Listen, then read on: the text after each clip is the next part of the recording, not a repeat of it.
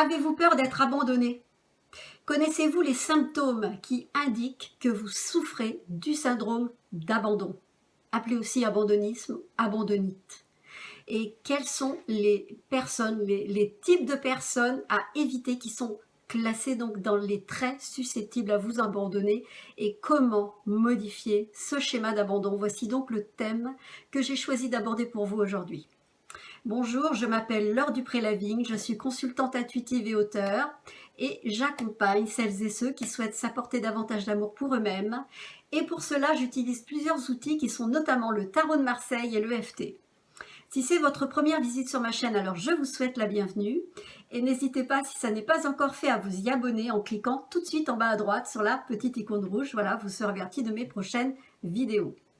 Alors, avant de rentrer dans le vif du sujet donc de l'abandon, j'avais envie et je tenais à vous signaler que les sources de ce partage que je vous fais aujourd'hui sont tirées donc des travaux de Jeffrey Young et de Klosko, qui sont d'éminents, praticiens, psychologues et auteurs.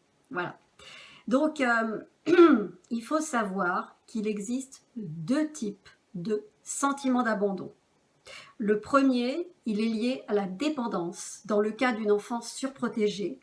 Et le second, il est lié à la perte de quelqu'un de cher ou dans le cas d'une instabilité affective, dans le cas où l'enfant ressent qu'il n'a pu compter sur personne.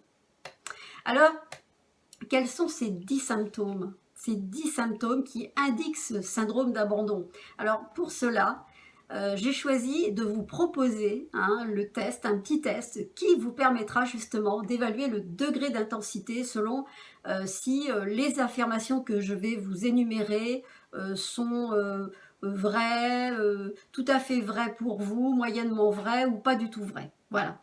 Donc, on va commencer. Donc, la première affirmation, enfin du moins le premier cas, le premier symptôme plutôt, vous avez peur que les gens que vous aimez meurent ou vous abandonnent.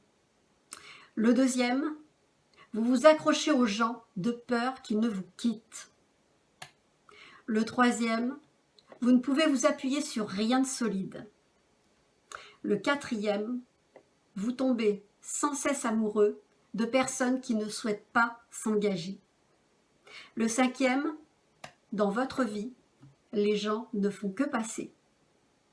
Le sixième, vous sombrez dans le désespoir quand la personne que vous aimez s'éloigne de vous. Le septième point, vous êtes obsédé par l'idée que les gens que vous aimez vous quittent et finalement, bien, ce comportement finit effectivement par les éloigner. Le huitième point, vos proches sont imprévisibles. Soit ils sont là pour vous, ou soit, l'instant d'après, ils disparaissent. Vous ne pouvez pas compter sur eux.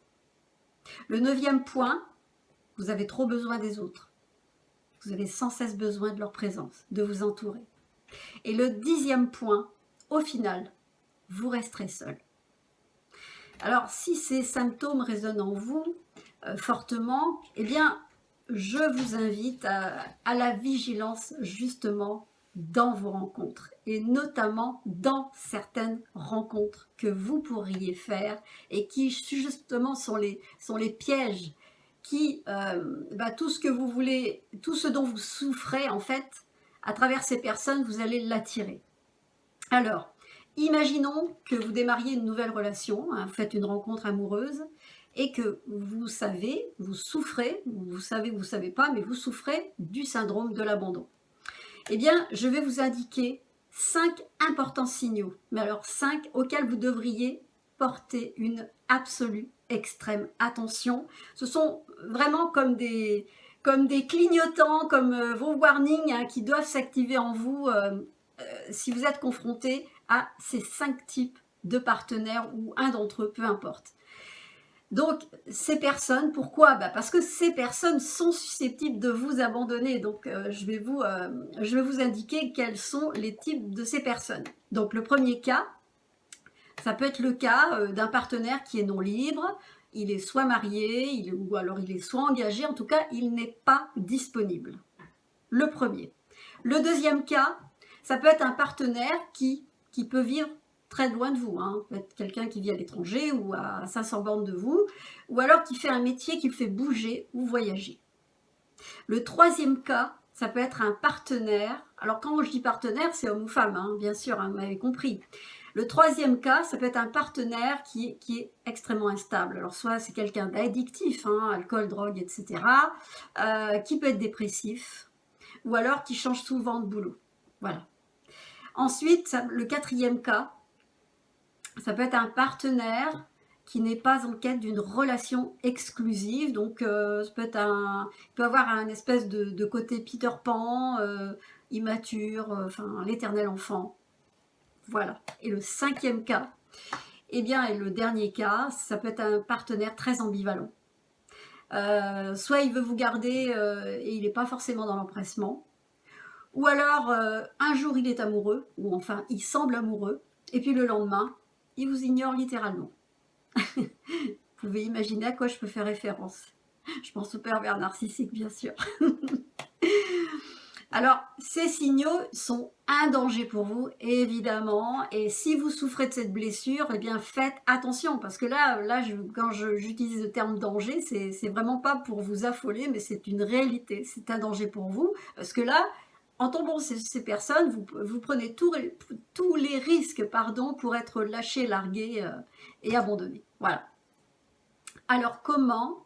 Parce que bon, ben voilà, ce qui est intéressant maintenant, c'est de savoir, après avoir repéré tout ce qui peut vous révéler finalement que vous êtes susceptible d'être quelqu'un qui souffre d'abandon, et en sachant quel type de personnes peuvent vraiment être des dangers pour vous, des pièges, eh bien, ce qui est intéressant, c'est comment modifier ce schéma d'abandon. Hein.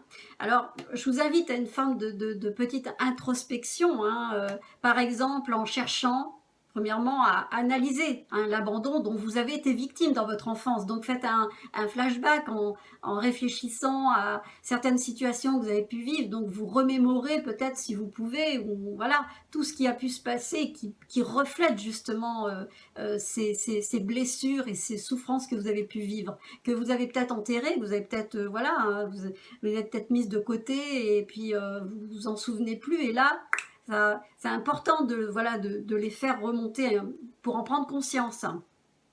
Le deuxième point, c'est essayer de déceler votre vulnérabilité, c'est-à-dire face à la perte de quelqu'un de cher, analysez votre terreur de la solitude, analysez comment vous réagissez, à quel niveau, à quel point vous êtes vulnérable.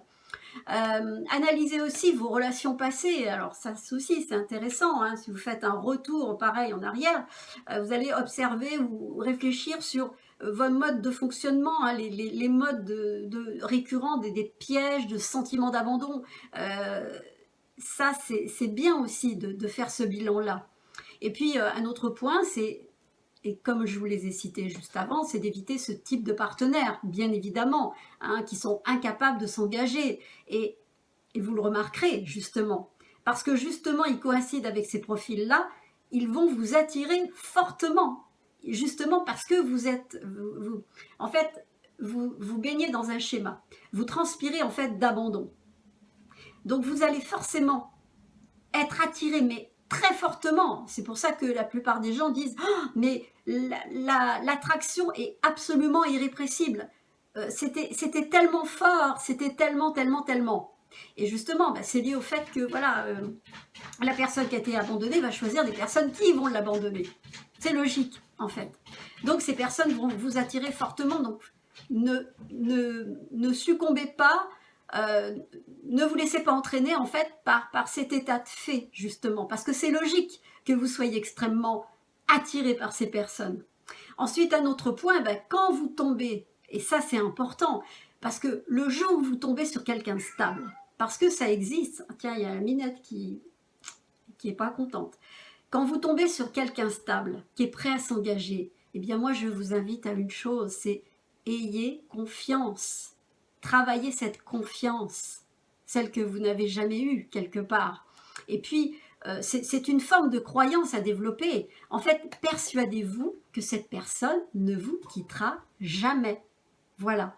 Parce que là, ça relève de la croyance. Et ça, c'est un changement à opérer en vous. Voyez, d'avoir cette autre vision des choses, plutôt que de dire tout le temps, non, ils sont tous pareils, de toute façon, dès que je rencontre quelqu'un, ça va être mort, ça va être le même, blablabla, et on va mettre tout le monde dans le même sac, et ça, c'est une erreur. Donc, développer cette confiance et changer cette croyance en vous, c'est important.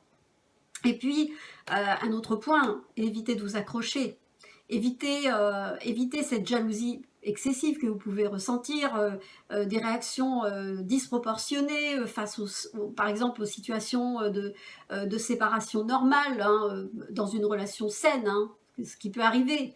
Et puis donc tout ça, hein, voilà, tout ça, j'espère que toutes ces choses ont pu peut-être voilà, vous faire comprendre en fait. Tout ça, ce sont des clés qui vous font prendre conscience en fait, eh bien, de l'importance des conséquences en fait qu'entraîne le schéma d'abandon, et surtout voilà, de vous prémunir en sachant que il y a des types de personnes bien précises qui vont vous faire tomber dans ce piège-là. Donc un homme averti en vaut deux, comme on dit. Donc je trouve que c'est important de le savoir, que même si vous n'avez pas engagé thérapie, mais déjà au moins vous pouvez repérer ce phénomène. Voilà. Et au moins, voilà, vous pouvez anticiper à travers les rencontres que vous faites. Et à défaut d'observer ça chez ces personnes, hein, ces profils-là que je vous ai cités, des fois c'est mieux non pas de rester seul, mais au moins de vous dire, oh là je vais mettre une limite parce que là je suis mal barré si je m'engage et si je me laisse entraîner par cette histoire-là. Voyez ? Donc, il faut savoir que l'abandonnisme, c'est un schéma qui fait référence, comme d'autres schémas, hein, il y en a d'autres, à vos blessures d'enfance. Et évidemment, seul un travail sur vous auprès d'un professionnel pourra vous aider à vous en libérer. Donc, voilà, je pense avoir fait le tour, hein, de vous avoir dit l'essentiel, hein, sur le sujet. En tout cas, si cette vidéo vous a plu, en tout cas, moi, ça m'a fait plaisir parce que moi, le schéma de l'abandon, je l'ai connu vraiment, vraiment, à son paroxysme, hein. Donc, c'est pour ça que j'avais envie de vous en parler. Tous les sujets que j'aborde, d'ailleurs, me touchent de très près. Donc, c'est pour ça que j'ai beaucoup d'envie de vous le partager. Et puis, voilà, parce que je trouve que ça peut aider. Moi, je ne savais pas tout ça et auparavant, il y a bien longtemps. Et voilà, je trouve que c'est important quand on sait les choses. Voilà. Donc, si cette vidéo vous a plu, eh bien, mettez un petit pouce bleu. Si elle peut aider quelqu'un, n'hésitez pas à la partager. Et surtout, mettez des commentaires, hein, si vous connaissez, si vous avez des informations à m'apporter, si vous êtes touché par ce schéma d'abandon, commentez, ça me fera plaisir. Et puis, qu'est-ce que je voulais dire ? Eh bien, abonnez-vous si ça n'est pas encore fait. Et puis, quoi d'autre ? Écoutez, je vous dis à la prochaine, hein, une prochaine vidéo, toujours dans les mêmes thématiques. Et puis, je suis un petit peu enrouée, je suis désolée. Je vous remercie de m'avoir suivi jusque-là. Je vous dis à très très très bientôt. Et puis, je vous embrasse très fort et je vous aime très fort. Au revoir. Bye bye. À bientôt.